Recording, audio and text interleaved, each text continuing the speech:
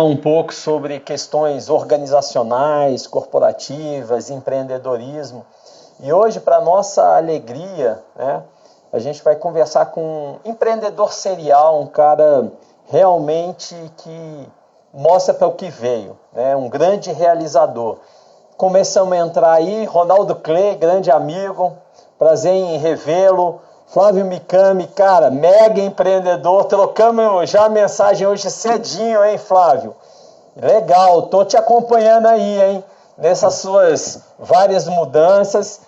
Clay, sem dúvida, amanhã tamo junto aí. E para mim uma alegria estar recebendo aí o Bindes hoje, um cara que eu admiro muito pela capacidade de realizar, né? E aí ele já está chegando com a gente, pontualíssimo. E aí, queridão? Fala, Ricardo. Como é que você tá? Como é que tá? Beleza. Tudo ótimo, e você? Bacana, obrigado aí, viu, Bins, por você ter aceito o convite. Nesse céu maravilhoso de Brasília aí. Que legal, que legal. Maravilha, cara. Eu tô tentando agora, botei até uma luz aqui na frente para poder a luminosidade aqui de trás não atrapalhar. Acho que tá bom, né?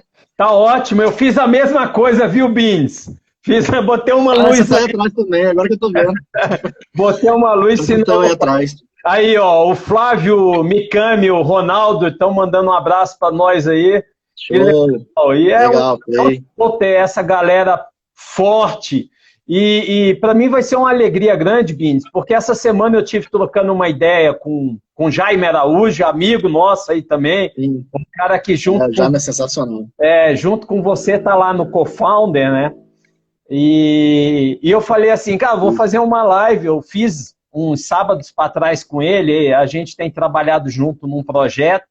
E aí ele falou, cara, o Bindes é um dos caras mais trator que eu conheço, ele faz acontecer. Eu falei, cara, por isso que eu convidei o Bindes, porque diante do inesperado, né, Bindes, e você que é CEO aí de um grupo, do Grupo Bindes, você que é de um contexto empreendedor, seu pai, seu irmão, né, diante do inesperado. Então, nosso papo de hoje, pessoal, convidem mais pessoas. Eu sei que esse horário nem sempre é muito bom, Bindes, mas eu deixo sempre gravado. Inclusive, eu distribuo aí nas redes sociais, porque o pessoal normalmente tem acompanhado depois.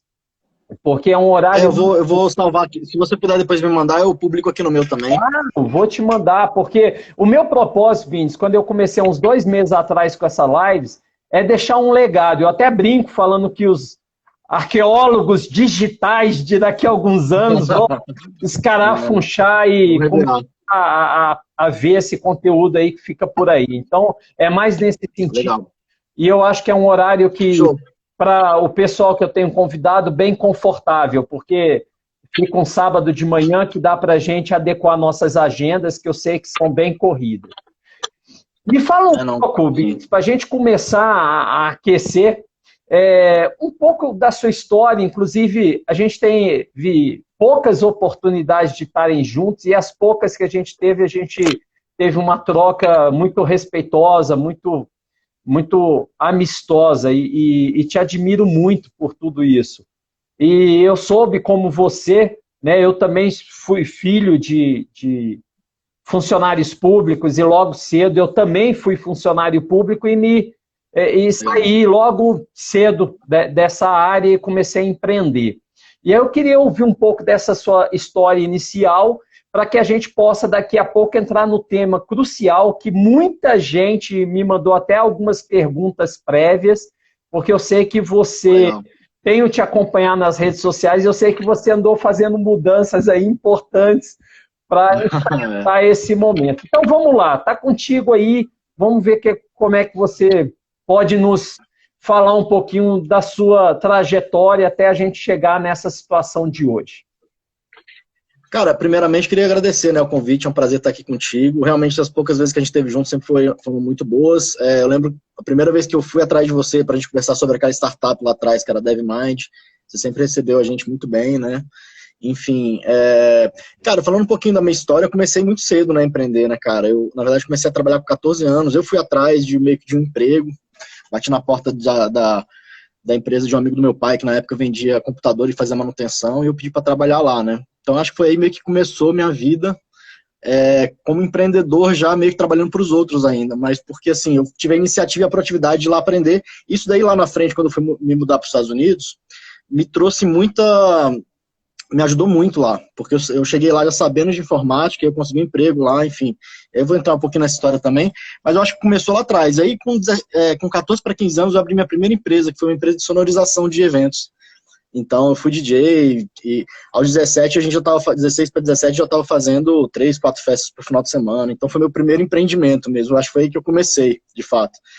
E aí, me mudei para os Estados Unidos, né, cara? E essa minha iniciativa de ter ido lá para trás, batido na porta dessa empresa do amigo do meu pai, me fez aprender muito. Quando eu cheguei nos Estados Unidos, acabei resolvendo fiz high school e resolvi fazer engenharia de redes lá na faculdade.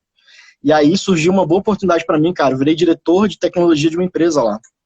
Porque eu já tinha uma bagagem, estava estudando, e aí, quer dizer, foi aí que começou a transformação na minha vida, né? Comecei a trabalhar numa empresa lá nos Estados Unidos, eles me ajudaram a pagar a faculdade, livros, moradia, tudo. E isso daí foi muito interessante, porque foi uma coisa que eu fui atrás, né? Eu tive a proatividade de querer fazer aquilo lá quando tava todo mundo na balada. Aí eu, quer dizer, tava trabalhando, depois fui para os Estados Unidos, também que sacrifiquei um pouco da minha vida lá atrás. Claro, aproveitei também, não tenho nada a reclamar. Mas eu fiz um pouquinho além do que os outros fizeram, né? Naquela época.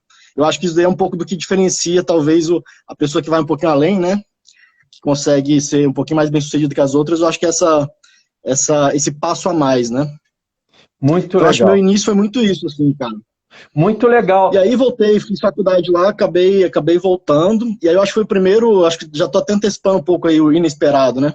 Mas eu acho que o primeiro grande problema que eu tive na minha vida, que foi seríssimo, foi que eu tive um acidente de carro, que eu quase morri lá. Não sei se você sabia dessa história. Não.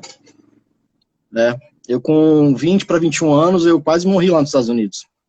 Eu tava no último ano lá da faculdade, e aí, quer dizer, quase morri, fiquei um mês internado, coloquei um monte de pino no pé, fiquei um mês de cama lá, sabe? Fiquei 4 meses sem poder andar, de cadeira de roda e de muleta. E eu acho que foi o primeiro grande inesperado da minha vida, né, cara? E aí voltei para o Brasil, me recuperei, e aí continuei trabalhando, enfim, segui minha vida. Hoje, graças a Deus, eu tô 100%. Ó, tem gente falando aí que também não sabia disso. Você está abrindo aí um ponto. Que legal, que legal. E essas questões desafiadoras terminam forjando muito do nosso comportamento, né, Bins? Sem dúvida, sem dúvida. Eu acho que isso daí, assim, o que eu passei lá no hospital, eu acho que você passa a refletir, assim, pô, o que eu fiz, o que eu posso fazer, o que é importante na vida, né? Aí você começa a dar valor para algumas outras coisas que talvez você não enxergava, né? E aí foi minha decisão. Eu já tinha meio que decidido voltar para o Brasil, já estava me preparando, mas aí foi realmente eu acho que o ponto final, assim, lá dos Estados Unidos foi isso, né? Foi realmente ter tido esse acidente, e aí eu voltei de vez. Entendi. Como então, se fosse assim, um tratamento de ciclo, né? Foi. Você sempre esteve presente sempre em Brasília, quando no Brasil você teve em outras localidades, assim, de moradia? Não, eu só tive essa temporada de quase 4, 5 anos lá nos Estados Unidos, né? Mas o tempo inteiro aqui. Aí eu resolvi, ano passado eu resolvi morar em São Paulo, né? Fiquei 3 meses lá. Mas era uma vontade que eu tinha, não tinha... Enfim, né? Fui lá por questões também de trabalho e tal, mas eu queria morar lá um tempo. Eu tenho um plano, assim, que é de morar temporadas em alguns lugares do mundo. E esse ano era para eu estar indo para Lisboa. Que legal. E aí acabou que aconteceu esse rolo todo, mas aí vai ficar para frente aí. Eu mapeei algumas cidades do mundo que eu quero morar, passar 2, 3 meses para poder sentir e respirar aquela cidade de uma forma diferente, não só como turista. Sim, né? sim. E legal, o Fábio, seu irmão, tá entrando aí, legal, tá aí, Fábio, valeu. Legal de conhecer um pouco mais da sua história, que a gente tem muitas similaridades, né? Porque com 14 anos também eu trabalhei numa loja de um amigo do meu pai, de eletrônica, né? E esse desejo de morar um tempo em cada local é um negócio que que eu sempre tive, até porque eu saí de Brasília um tempo, fui para o Espírito Santo, depois fui para Belo Horizonte, fui para os Estados Unidos também, então eu sou meio nômade e hoje essa coisa do mundo digital, de negócios digitais, né, facilita muito, né? E aí você está falando, você retornou para o Brasil depois dessa temporada nos Estados Unidos, e como é que foi sua história inicial no Brasil de empreender? Conta um pouco pra gente. Cara, eu sempre fui virador, né? Então, mesmo lá nos Estados Unidos, eu tinha negócio, eu fazia consultoria para outras empresas lá na área de tecnologia. Eu tinha uma empresa que ficava mandando coisas lá dos Estados Unidos para cá. Então, assim, sempre fiz coisas em paralelo. Apesar de ter esse emprego lá como diretor de tecnologia, eu me virava com outros negócios. E aí, eu decidi, meu pai tinha uma empresa aqui, que era uma franquia de uma empresa americana lá dos Estados Unidos, chamava Can-Dry, que era uma empresa de prestação de serviço de limpeza. E ele estava super satisfeito, e aí eu resolvi comprar uma franquia também, da mesma marca, para trazer para Brasília. E a gente ia, no primeiro momento, até abrir lojas separadas, ele já tinha uma e eu abri uma outra, depois a gente resolveu juntar, né? E aí eu fiquei com ele uns 2, 3 anos, trabalhando juntos. Depois eu acabei saindo da empresa, e aí dei continuidade. Aí foi quando eu tive a oportunidade de entrar na Subway, né? Que foi, eu acho que, nesse momento, exatamente por 2006, 2007, mais ou menos, né? Eu já estava com 24 ou 25 anos. Meu irmão teve um amigo que hoje também é amigo meu, o Alvin. Ele estava com a Subway aqui, ele tinha aberto uma loja, tinha direito de abrir umas outras. A gente negociou, meu irmão ficou com a loja do Deck Norte. Eu tive a oportunidade de abrir a primeira loja lá no Lago Sul e a gente começou a expandir. Aí meu irmão abriu algumas, eu abri outras. E foi aí que eu comecei, de fato, uma coisa maior, assim, mais escalável e tal. E aí foi minha trilha que eu comecei sozinho, realmente, né? Muito legal. E você tem uma experiência fantástica nessa questão de franquias, né? Você, inclusive, construiu algumas marcas e você se tornou franqueador, né? Compartilha com a gente um pouco sobre o Grupo Bindes, antes da gente entrar nesse ponto mais crucial, que eu sei que durante essa pandemia você inovou, você colocou produtos novos, você fez uma mudança substancial. Diz aquele ditado, enquanto muita gente chora, enquanto uns choram, outros vendem lenço. Você é o cara que vende o lenço. Então, cara, eu tô vendendo lenço pra caramba, viu? Muito legal. Graças a Deus, cara. Muito legal. Conta pra gente sobre isso aí. Assim, aí nesse meio tempo aí abri um monte de loja da Subway, só pra gente poder chegar até o momento de agora, né? Saí abrindo um monte de loja, e aí chegou um momento que eu tava faturando já muito, sim, milhões por ano, e já tava com 100 e tantos funcionários, eu tava meio que saco cheio, aquilo ali não dava mais prazer, porque meu prazer, descobri que era abrir lojas novas, era expandir, era crescer. E aí eu cheguei num momento que eu não podia mais abrir lojas novas por uma questão de território. E aí eu resolvi realmente fazer o seguinte, eu resolvi em 2015 para 2017 vender todas as lojas. Nesse meio tempo aí, entre 2007, 2015, 2017, foram mais ou menos 10 anos de Subway, eu também tive vários outros negócios, né? Fui sócio de restaurantes, abri o mercado no 53, aí o Goland, fui sócio do Parrilha Burger, enfim, fiz vários negócios, vários deram certo, vários deram errado. Enfim, aí em 2015 para 2017 resolvi vender as lojas. E aí foi um momento muito interessante, porque eu não estava vendendo pelo momento do Brasil nem nada, foi muito mais por uma vontade minha, enfim, fiz até uma imersão muito, muito profunda de autoconhecimento em 2015, que me fez enxergar um pouco isso, né? Então, eu resolvi sair daquilo ali que eu não estava mais tendo prazer para inventar coisas novas.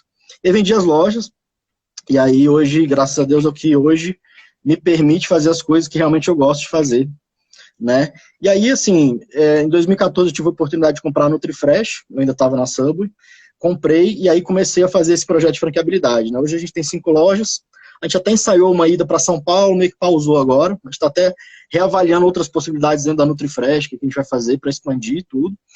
E aí, mais ou menos ano passado, tive a oportunidade de entrar na Confeitaria da Torre, que uma sócia minha, ela fazia já, mas em casa, de uma forma mais, assim, mais amadora, eu diria.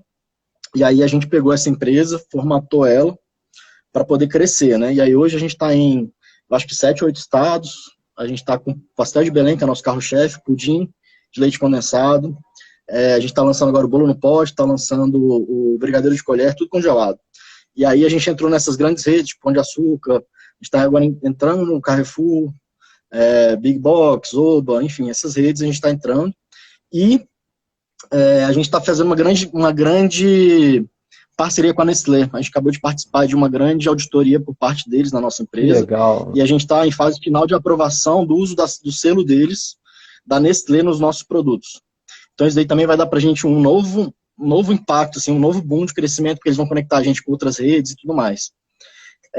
Em paralelo, eu trouxe também o Founder junto com o Jaime e com a Karine na época, né, o Founder Institute.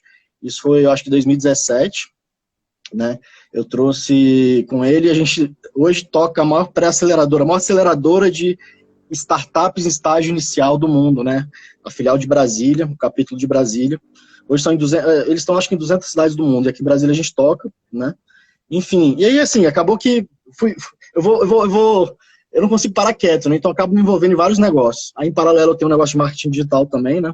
Legal. Eu tô concordando com o Alex aí, que comentou que você é um monstro, entendeu? Um monstro nesse sentido de realizador, de fazer a coisa acontecer, e no mundo onde tanta gente aí tá reclamando, você comentando o quanto você acelerou, né, a confeitaria da Torre, com vários produtos, e agora buscando essa marca que é um grifo importante mundial, que é o da Nestlé, e que com certeza deve ter sido um desafio muito grande aí.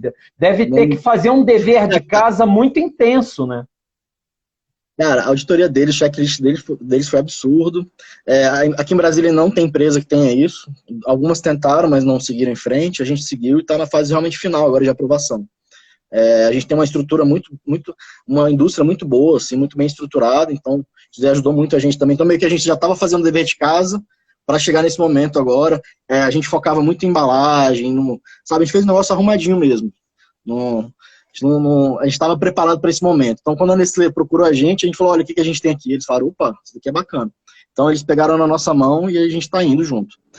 O Alex, inclusive, trabalha comigo, cara, nos projetos de marketing digital. Que legal, que massa. Tem um monte de gente aí. Tem gente aí de Roraima, tá? Só para você saber. Tem gente de Teresina, tem gente de São Paulo, de Curitiba. Eu vi uma galera aí entrando, te escutando. Tem gente da área de alimentação aí.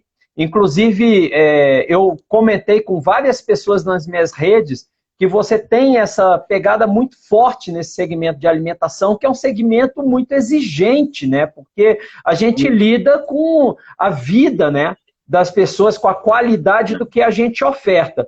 E eu percebi nessa sua fala que é uma premissa muito forte sua fazer bem feito, né? Até porque ninguém que faz mais ou menos adquire aí esse grifo, essa chancela que você está no estágio já bem avançado, né?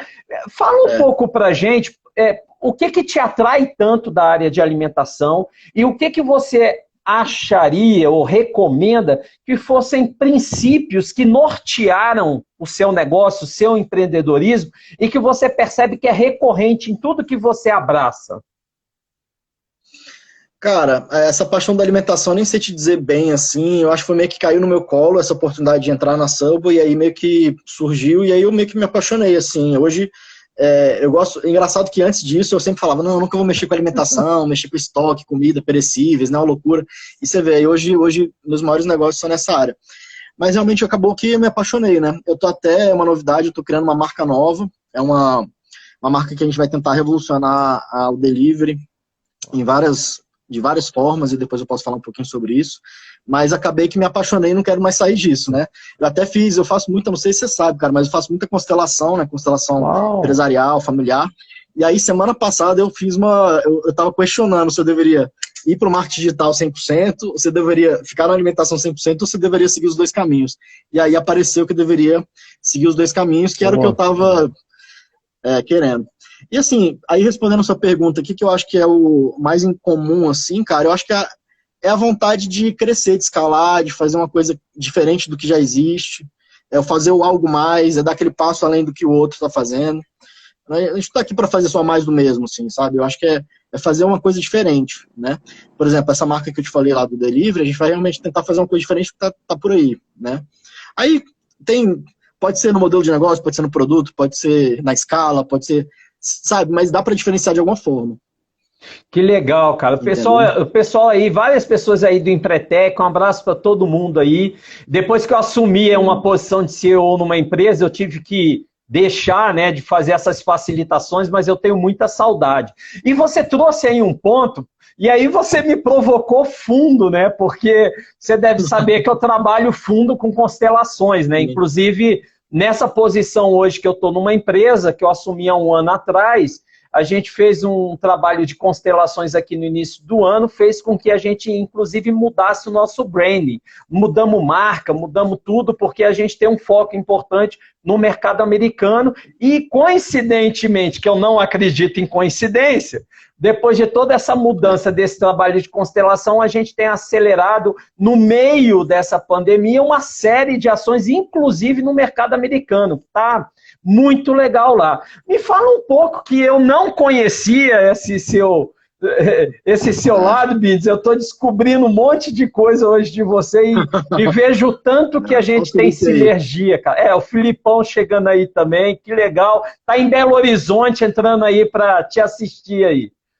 Fala um pouco, legal. Como é que entrou, cara, então, isso na sua vida? Como é que você tem utilizado essa ferramenta?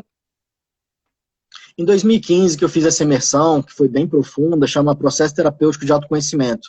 É um casal aqui de Brasília que faz isso já há uns 30 anos. Muito bom. E lá dentro desse processo são várias coisas que eles abordam, né? São várias técnicas que eles juntaram. TRE, que é Trauma Release Exercise, tem meditação, tem... Cara, é uma série de coisas.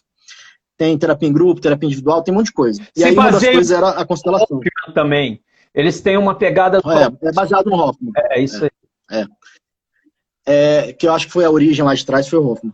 E aí, cara, uma das coisas é realmente a questão da constelação que eles abordam lá. Então eu fiz constelação familiar lá, e aí foi meu primeiro contato, né? E aí depois disso, eu já participei como tanto constelando, quanto participando como personagem, como assistindo, daquela presencial, e aí depois eu descobri que tinha também isso daí para empresas, né? E aí, durante um tempo eu fiz com uma pessoa, hoje eu já faço com uma outra, mas, cara, tudo que eu hoje tento fazer, assim, de coisas maiores, eu tento fazer esse questionamento e trabalhar isso na constelação. Desde decidir sócio, até decidir para que caminho eu vou, eu tento usar a constelação. Muito bom. E aí eu tenho feito, funciona. Cara, para mim, assim, aí é aquilo que você falou, né, as coincidências, né? Sim. E funciona, assim, cara, para mim funciona muito bem, porque vai me dando os caminhos, sabe? É interessante você comentar isso, inclusive... Estão perguntando, quero dica de constelação. Há uns 2 ou 3 sábados atrás, tem uma live gravada no meu YouTube com o Luciano Alves. O Luciano Alves é um monstro em constelação. Tem outros também. Eu vou fazer no dia 1 de julho com outro monstro, que é o Alex Posato, e vou fazer 18 Legal. De julho com o Décio. O Décio, inclusive, ele lançou o primeiro curso...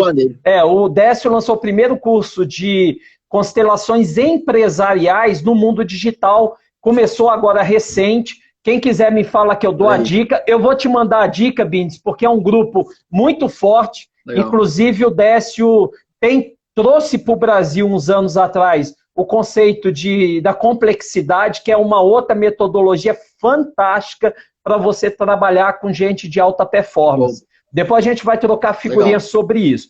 Que legal que você utiliza essa ferramenta, que é bem poderosa. E aí, em cima disso, porque eu sei que o Instagram, ele é bruto com a gente.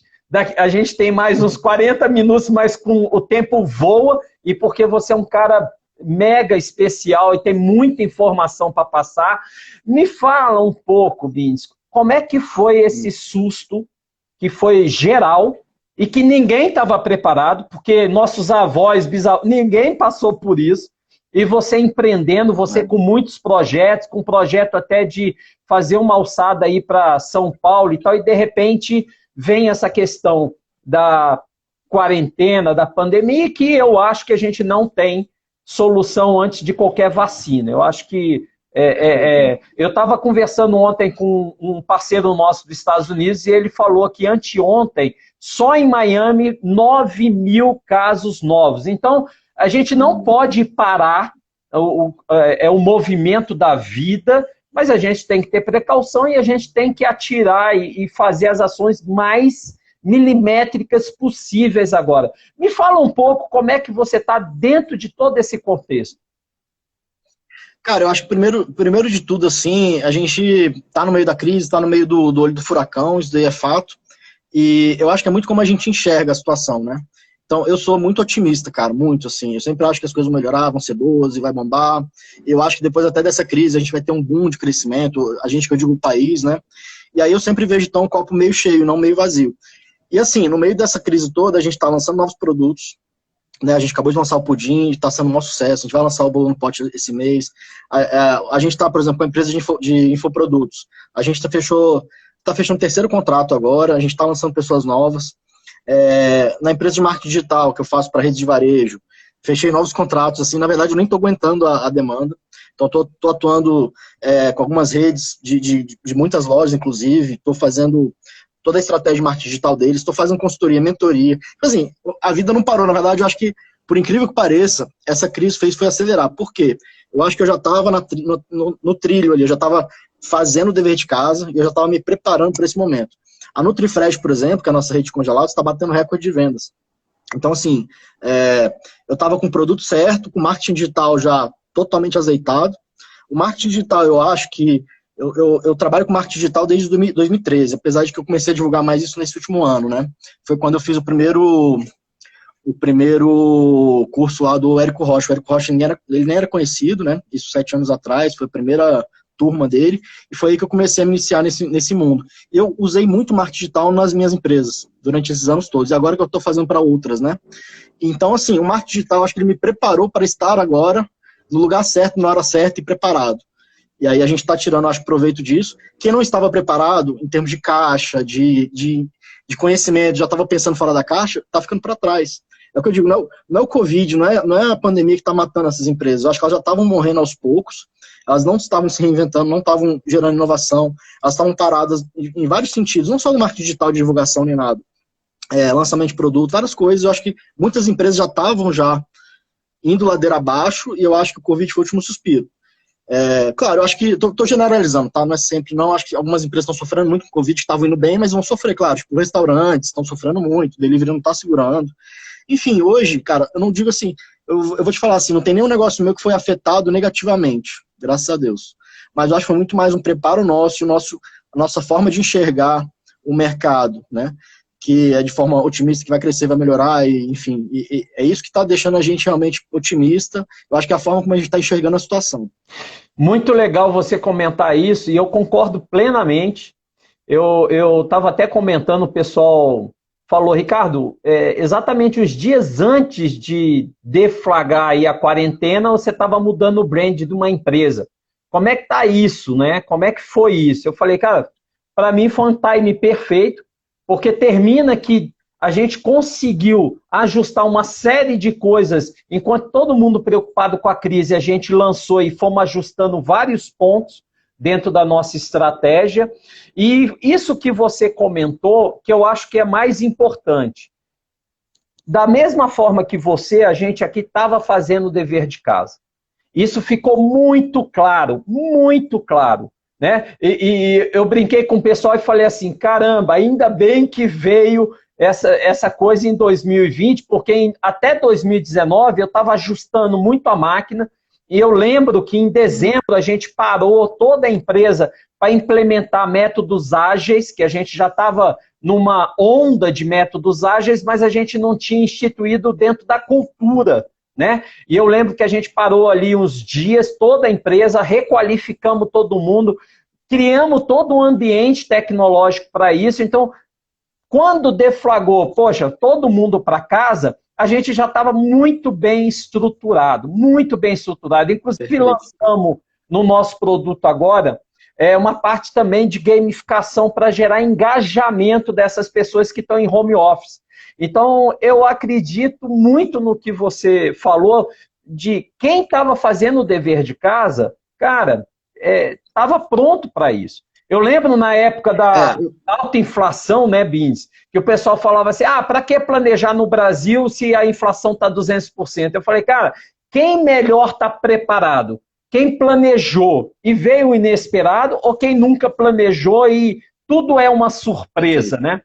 Eu acho que é bem isso, né? É bem isso. E, cara, você vê, né, eu nunca parei de estudar. Então, assim, todos os meses eu estou comprando cursos novos, estou fazendo imersões, estou fazendo mentoria. Eu tenho meus mentores, né, que eu estou sempre consultando, pessoas que... eu tento me cercar de pessoas melhores do que eu. Então, assim, todo esse meu drive, esse meu mindset, ele tá... Eu acho que eu estou recebendo agora o resultado disso, né, que foi essa construção. Esse mês mesmo, eu acho que eu comprei os 4 cursos que eu estou fazendo. E assim, muitas vezes eu acho que informação demais realmente atrapalha, mas eu tento ver o que eu tô querendo, né, focar agora, eu vou lá, foco naquilo, aprendo, passo pro próximo. Então, eu fui me preparando para isso, né, cara? E eu vejo que tá todo mundo aí, muita gente que não tá preparada, né? Perfeito. E eu acho que além disso, vale a pena a gente falar também, cara, sobre a questão da paixão, né? Muita gente também não é apaixonada pelo que faz, né? Eu vi que falaram aí, sou apaixonado por gamificação, engaja demais. Eu sou apaixonado pelo que eu faço. Tudo que eu faço com paixão. Então, assim, eu não faço mais pelo dinheiro, para ganhar dinheiro. Assim, o dinheiro, na verdade, no final das contas, ele é consequência, né? Porque a gente fazendo com paixão, a gente faz as coisas acontecerem. Se você está fazendo um negócio que não é com paixão, chega a crise, você dá desculpa, a crise, o governo, Bolsonaro, Lula, Covid, não sei o que lá, entendeu? Aí você começa a dar essas desculpas e fica se vitimizando e o negócio não vai para frente. Então é isso que a gente precisa, os empreendedores em geral que eu fico vendo aí, muitos deles param, eles não persistem e colocam as culpas deles nos outros, né? Eles acabam culpando as outras coisas em vez de assumir ali o banco do motorista, sair do passageiro e pegar o volante do carro para poder tocar a vida, né? Perfeito. Olha meu sócio aí também, o Lucas. Aê, Lucas, eu concordo com o Lucas, concordo com o Alex, que legal. E assim, eu acho que tem muito esse DNA, né, cara? É trazer para si a responsabilidade do fracasso e do sucesso. Eu acho que essa que é a grande máxima. Porque eu lembro que um amigo recentemente me ligou e a gente sempre conversa, ele sempre compartilha, é um empresário, ele falou, pô, Ricardo, quebrei, não sei mais o que, esse Covid e tal, e eu comecei a rir e falei para ele assim, cara, antes do Covid, 2 meses antes do Covid, a gente encontrou, e você já tinha me falado sobre a sua dificuldade com várias coisas, mas a gente conversou e eu te orientei a fazer vários passos, e você não fez. E você acomodou, você achou que algo supremo ia baixar, né? Talvez um ET ia te ajudar. Agora está na moda falar em ET, né? Então, muitas pessoas, e eu concordo com você, sofreram na questão do Covid? Sofreram. Mas a grande maioria que foi a óbito, a grande maioria já estava com os negócios sendo meio que empurrados, né? Não rejuvenesceu.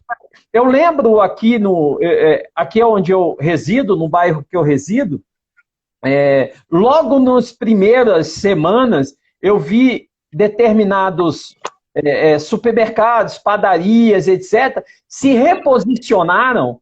O cara contratou um monte de gente para poder fazer compra nos clientes que não queriam ir mais para o comércio. Ele montou um call center para receber chamada e ter gente, funcionário dele, fazendo compra ali o tempo todo. E ele falou assim, Ricardo, eu realmente aumentei meu custo, a conta não está fechando muito, mas eu não posso, nesse momento, o meu cliente que foi fiel ao meu negócio, que eu cresci aqui, eu não posso fazer esse lado. E hoje ele está bem satisfeito, bem feliz, porque esse movimento dele aumentou o engajamento do cliente anterior dele e ele ganhou outros novos. Isso foi o mais interessante. Por exemplo, lá na NutriFresh, a gente estava preparado para esse momento. No dia 20 de março, que a gente teve que fechar 5 lojas, a gente já tinha toda a estrutura de marketing digital, a gente simplesmente virou a chave para jogar para o WhatsApp, né? Então a gente jogou todo o nosso tráfego para o WhatsApp, a gente montou uma central com 5 pessoas atendendo, a gente já tinha também uma ferramenta que a gente já usava há 3 anos, que me ajudava a organizar esses pedidos e automatizar um pouco esses chamados, né? Então a gente já estava preparado. Então da noite para o dia a gente virou a chave, a gente montou a estrutura lá na indústria de atendimento e de despacho de prato. Então é isso que a gente está falando, assim, é fazer um pouquinho diferente, estar preparado, não estar acomodado. Acho que você falou uma palavra muito interessante, que é acomodação, né? Muitos outros empresários já estavam acomodados. Então, chega essa hora agora de estar sofrendo. É uma coisa que você traz aí para mim ficar mais claro que nunca, Bins.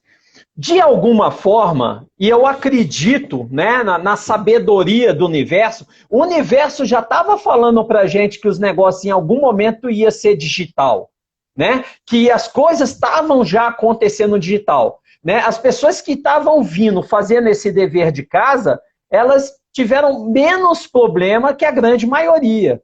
Você acredita nisso? Totalmente. Eu acredito nessas coincidências que a gente estava falando, né? Que na verdade não são coincidências, né? Mas eu acho que o mundo já estava dando sinais, né, pra gente, de alguma forma, sem dúvida. É isso mesmo. E aí eu percebo que o pessoal que já estava surfando nisso, se atualizando e sem ficar sentado em berço esplêndido, tô acomodado com o que era, né? Porque tem muita gente que acomoda e tem muita gente que fica falando de fora, como você comentou. Ah, bota a culpa no governo, bota a culpa no Brasil, bota a culpa no funcionário, bota a culpa... Sempre vai ter um culpado. Sempre vai ter um culpado, né? Agora, trazer para si a responsabilidade de fazer diferença e estar com o negócio inovando constantemente.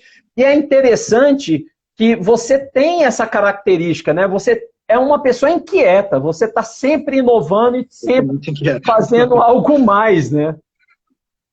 Não, esse negócio da inquietude, para mim, eu já até fiquei pensando assim, cara, será que eu tenho, assim, né? Aí eu fico pensando assim, cara, se eu não fosse inquieto, eu acho que eu não seria feliz, porque eu gosto de viver isso, né? Porque eu já percebi que essa é meu perfil, meu jeito, e não tem como fugir disso, entendeu? Se eu estivesse fazendo uma coisa só, eu ia estar entediado. Então, assim, as pessoas olham para mim, como é que você consegue fazer tanta coisa? As coisas que eu falei aqui, eu ainda nem falei de tudo, tá? Que eu faço hoje, mas assim... Aí, assim, eu fico pensando, pô, se eu fosse diferente, eu acho que eu não estaria satisfeito, sabe? Engraçado isso, né? Cara, por exemplo, Cara, eu tô envolvido em muita coisa. Você vê, por exemplo, esse negócio da marca nova. Eu não precisava inventar essa marca nova, entendeu? Agora. E eu resolvi inventar, e eu tenho uma meta de ser o maior delivery de Brasília até o ano que vem. Com um método diferente que a gente vai fazer de produção, de distribuição. A gente já deve estar até o final do ano aí, eu espero, com 5 a 7 pontos de venda em 7 bairros, 5 a 7 bairros diferentes, atuando no iFood, também no WhatsApp. Então, assim, estou inventando moda, eu não precisava estar inventando isso agora, entendeu? Engraçado isso, né? Mas é legal porque, de alguma forma, como você tem uma métrica de levar conforto, qualidade e tal, é uma forma da sociedade se beneficiar da sua inquietude, né, Bins? E você tem essa preocupação, né? A última vez que a gente estava falando, você tem muito essa preocupação em retornar, de alguma forma, para a sociedade muitas coisas que você conquistou ao longo do caminho, né? Quem perguntou aí, o Bins, ele é CEO de um grupo, ele tem várias coisas na área da alimentação, mas ele, como um cara inquieto, tem na área do marketing digital também, tem na área agora botando o pé do delivery, enfim. Como é que esse ponto de relacionamento com a sociedade, com a comunidade de uma forma geral que você pode trazer para a gente? Cara, eu tento ajudar, eu gosto muito de ajudar as pessoas, né? Isso aí é uma característica também que eu percebi que eu tinha isso. Eu acho que eu trago isso também muito do meu pai. E aí, assim, eu participo de alguns projetos, né? Alguns deles eu divulgo, outros não, em que eu tento ajudar, de alguma forma, a sociedade. Então, por exemplo, o Founder Institute, ele para mim é um projeto voluntário, que eu já estou há 3 anos trabalhando nele, que é uma forma que eu consigo ajudar as pessoas a criarem os negócios dela, né? A validarem e criarem os seus negócios escaláveis, suas startups. E é uma coisa que eu faço que me ocupa muito tempo, junto com outros colegas, mas que me dá prazer. E é uma coisa que eu não tenho nenhum ganho financeiro, zero, assim, tipo, é simplesmente porque eu gosto de ajudar. Eu faço mentoria para algumas pessoas, por exemplo, que eu sei que estão em situações, tipo, empresários que estão em situações complicadas, eu ofereço muitas vezes, e não cobro. Empresário pode pagar, eu cobro normal, não tem problema nenhum. Agora, muita gente que eu sei que está em dificuldade, eu ofereço, eu vou lá e falo, pô, vai e tal. Não consigo, eu também, assim, gostaria de ajudar muito mais, mas também o tempo é escasso, né? Enfim, aí eu ajudo outros projetos também de coisas ligadas a cachorro, né? Cachorro que está com resgatado de rua, que está com problema. Enfim, são várias coisinhas que eu vou me envolvendo e eu acho que é necessário a gente dar esse give back, né? Eu acho que é muito importante ajudar os outros, ajudar as pessoas, ajudar a sociedade, dar esse retorno, né? Isso daí, assim, eu acredito muito nesse negócio da lei do retorno, assim, eu acho que tudo que eu faço, assim, de uma certa forma, de alguma outra maneira, isso vai retornar para mim de alguma forma. Muito legal, a gente está com muita gente aí, muita mesmo, Bins, alumas, a Fê, né, a Fê que foi ali a head na praia, que agora está com a marca Lumas oficial bombando, a Guia da Califórnia, né, que é uma pessoa bem conhecida aí, que até viu aí seu perfil, viu a questão dos pastéis de Belém. Não é só isso o negócio do Bins, esse é um dos negócios, viu? A Donis aí também trouxe várias informações aí. Muito legal. Amigão nosso aí também. Muito legal. Diz a Guia da Califórnia, gente, que loucura, pirei. Eu não sei se você viu o vídeo que ele grava, os pastéis de Belém ali saindo, borbulhando. No dia que eu vi esse vídeo, eu falei, cara, o que o Beans está arrumando agora? Ele comentou dos... Doideira, né? Muito legal, cara, muito legal. Esse negócio do...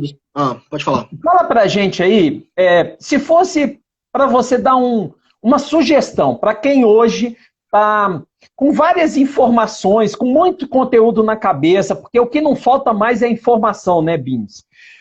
E eu tive recentemente com o Minuti, Marcelo Minuti, que você conhece, inclusive é fantástico o Minuti, e ele até deu uma dica, né, diante desse mundo de informações, como é que a gente capturar informações para que a gente foque, né? Aí eu queria saber de você, né, nesse mundo de informações, nesse desejo, muitas vezes, de buscar, nesse momento atual principalmente, em fazer uma renda extra, em empreender alguma coisa, como é que você percebe que é o seu critério para você avaliar de entrar ou não no novo negócio? Cara, antes até de responder essa sua pergunta, eu realmente vejo que a gente está hoje imerso de muita informação, muito conteúdo o tempo inteiro, então você quer sempre aprender tudo, e eu estou também nessa, né? Então eu quero sempre aprender mais, quero estar envolvido em tudo. Só que o problema é o seguinte, o que diferencia o cara que tem resultado do cara que não tem? É o cara que faz. Então eu fico vendo muita gente aprendendo, aí ela para, ela fala assim, ixi, falta mais uma coisa, ela vai lá, vai fazer um novo curso, um novo livro, um novo YouTube, fica lendo, fica estudando e tal, e ela não sai desse loop. Eu fico vendo muito empresário nesse loop eterno. E ele fica inventando, meu problema agora é esse. Aí ele vai lá. Então, assim, o negócio é o seguinte, a pessoa só vai conseguir, de fato, aprender se ela fizer.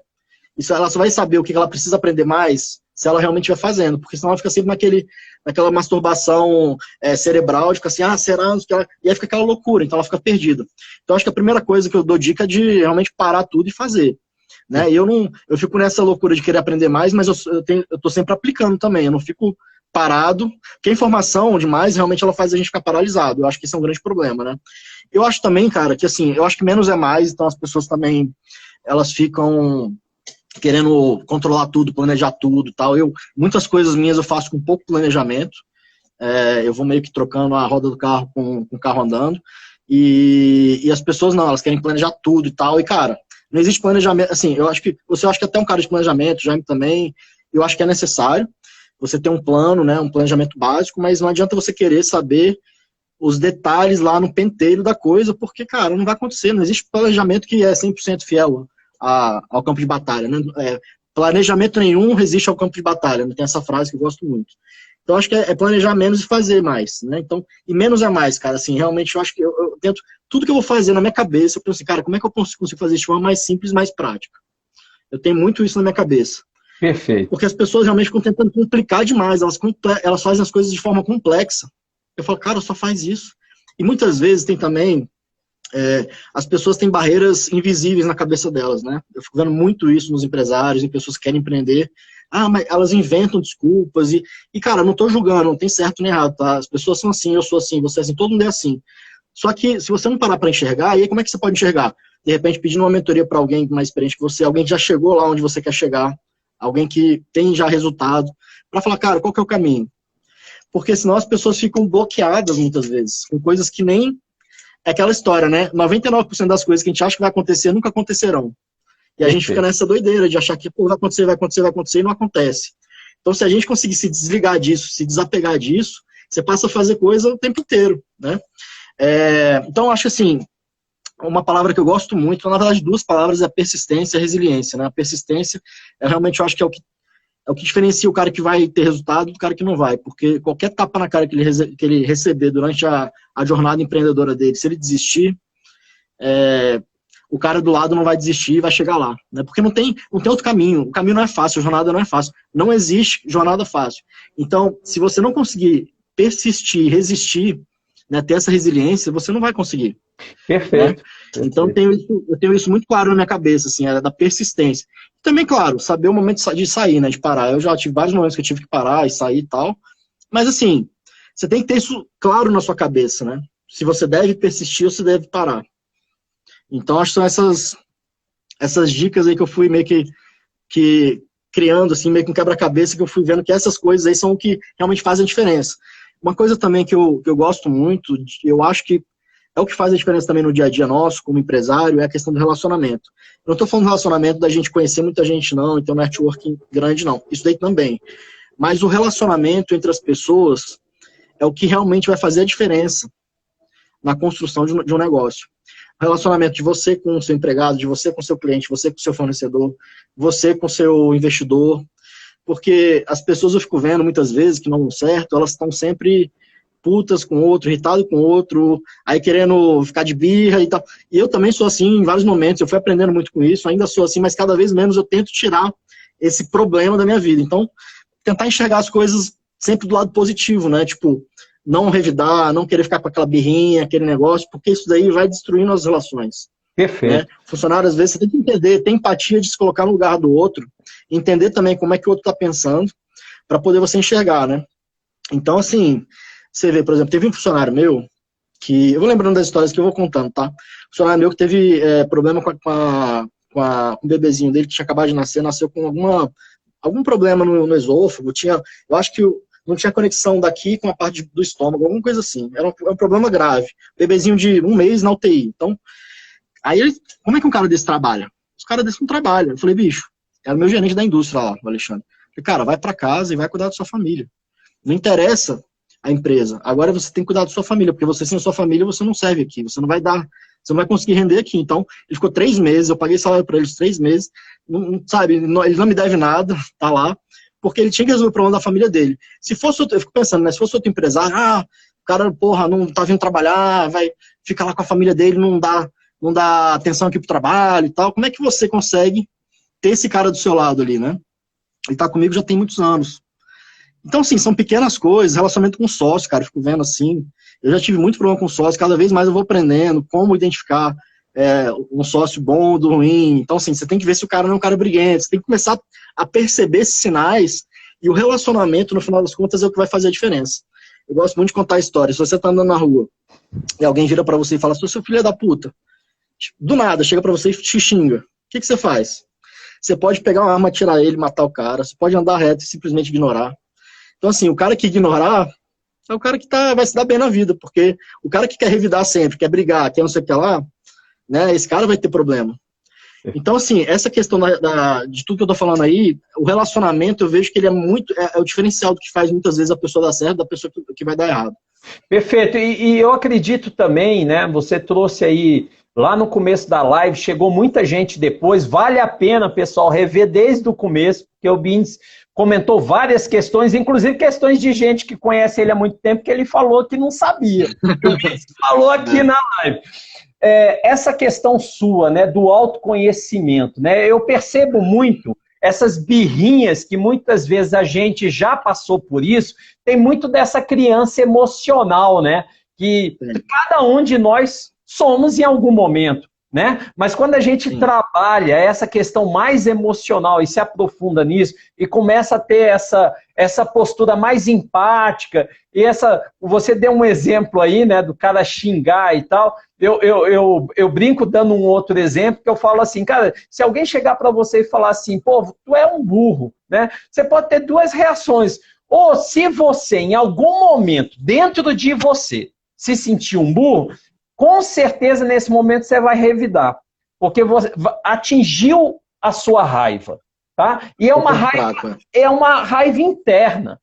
Agora, se você se acha um cara capaz, inteligente, com história pregressa e tal, você olha para esse cara e fala assim, esse cara é meio maluco. Entendeu? E você começa a rir da situação. Então, a gente precisa entender muito essas questões de emocionalidade.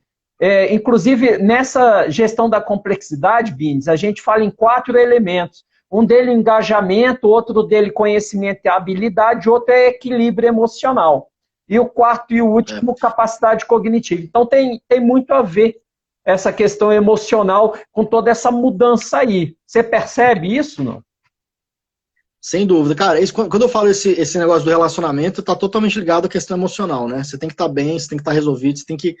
É o que eu te falo, assim, esses processos de autoconhecimento, eu já fiz vários, você também, até essas outras coisas, tipo constelação e tal, são formas da gente ter outra abordagem, outra visão sobre as coisas, né? Eu falo que antes desse processo que eu fiz de 2015, de autoconhecimento, eu tinha umas lentes embaçadas, né? E hoje elas são mais limpas, né? Não estou dizendo que elas são totalmente hoje zero, né? Mas assim, eu consegui enxergar coisas que eu não enxergava. E a questão emocional, no final das contas, realmente está atrelada em tudo na nossa vida, né? Todo resultado, cara, questão de família, relacionamento com pai, mãe, irmão, filho, marido, mulher, tudo, né, cara, amigos, tudo leva para esse negócio do emocional. Perfeito. Inclusive, no próximo sábado, eu vou estar aqui, você falou de lentes embaçadas, tem um trabalho forte de Harvard sobre imunidade a mudanças. E a Ellen é uma pessoa que fez a formação lá, e ela vai estar aí com a gente na live, dando essas dicas aí pra gente trabalhar com essas nossas lentes mentais. E eu tive recentemente, num podcast que eu gravei, com o Mário Solimon, e você trouxe essa questão do planejamento, né? Tanto eu como o Jaime, a gente utiliza muito essa ferramenta. Mas é interessante a gente observar que na atual conjuntura não é mais aquele planejamento que a gente faz de 3 meses, não tem como você ficar 3 meses planejando, porque na hora que ficou pronto o planejamento, já está velho, já não consegue mais. Exatamente. Então a gente tem hoje as metodologias do Canvas, provavelmente você tem utilizado alguma coisa nesse sentido de métodos ágeis, que não é mais aquele formato antigo de planejar, mas ter essa percepção, nem que seja uma percepção, num primeiro momento, mesmo mental, de saber assim, cara, quais são as principais atividades chaves, qual é o modelo de negócio que eu vou ganhar dinheiro, quais são os recursos chaves, quais são os relacionamentos que eu vou buscar. Então, toda essa estruturação, de alguma forma, nos negócios, antes de você tomar a decisão, você consegue criar esse processo mental acelerado, que você é uma pessoa bem acelerada? Como é isso? Cara, eu acho que eu fui aprendendo muito com esses últimos tempos, né? E eu acho que as coisas já vêm meio que montadas, e aí eu tenho um modelo de criação de negócio e tudo mais, em que eu vou fazendo downloads das coisas que estão na minha cabeça. Então, por exemplo, se eu vou criar esse negócio novo que eu te falei lá do Chefs, o que eu faço? Eu crio uma nota aqui no Evernote, eu uso muito Evernote, e aí eu vou fazendo downloads de informação o tempo inteiro. Esse é o meu processo de planejamento, /criação, eu vou captando informações, vou colocando lá. E aí, como eu tô com aquele negócio ali com o radar ligado sobre aquele negócio que eu tô criando, eu fico jogando tudo ali. Depois eu pego e tento estruturar em cima daquilo. Agora, isso você falou assim, você não consegue mais fazer aquele planejamento. Eu lembro das empresas que elas antes faziam um planejamento de 1, 2, 3 anos. Não existe mais, né? Então, assim, eu não tenho uma metodologia, assim, eu não posso falar assim, a metodologia tal que eu uso. Eu entendo de Canvas, assim, eu acho que eu trago um pouco de cada, vou listando ali de uma forma bem desestruturada, e é assim que eu consigo trabalhar, e depois eu tento ajustar de alguma forma. Deixa eu te perguntar então, é uma coisa negócio. meio doida que eu fui aprendendo. Deixa eu te perguntar um pouco sobre essa coisa meio doida, porque tem um amigo nosso que trouxe uma tese aí que eu tenho validado essa hipótese e eu tenho achado que ela é real, que ela é recorrente. Que ela fala assim, Ricardo, uma das características mais importantes para o empreendedor moderno e tal, são características que a gente tinha lá na infância. E uma delas é a curiosidade. Você é um cara curioso? Cara, eu acho que não tem palavra melhor para descrever, cara. Eu acho que eu sou muito curioso, muito curioso. Sim, eu sou curioso para tudo. Tanto que tem coisas que eu vou aprender que não tem nada a ver com a minha vida e eu tento depois fazer conexões, né? Eu acho que eu sou um grande conector de pontos, a verdade é essa. Então, eu vejo uma coisa lá, por exemplo, quando eu comprei a NutriFresh, que ela era um modelo de balcão, que a pessoa apertava o botão, era uma porta fechada, a pessoa tinha que tocar a campainha para abrir a porta, aí o cliente entrava e ele era atendido num balcão. Não tinha nada a ver com o modelo que é hoje. Aí eu fui para a Europa, vi um modelo de uma outra loja, que não tinha nada a ver, eu conectei, falei, porra, eu posso levar esse modelo, que era uma vitrine de comida, para a NutriFresh. Então, meio que vou conectando esses pontos. E a curiosidade é que me faz tatear, assim, participar de outras coisas muito doidas, diferentes do que eu tô acostumado, e aí depois eu tento trazer isso, contextualizar isso de alguma forma, né?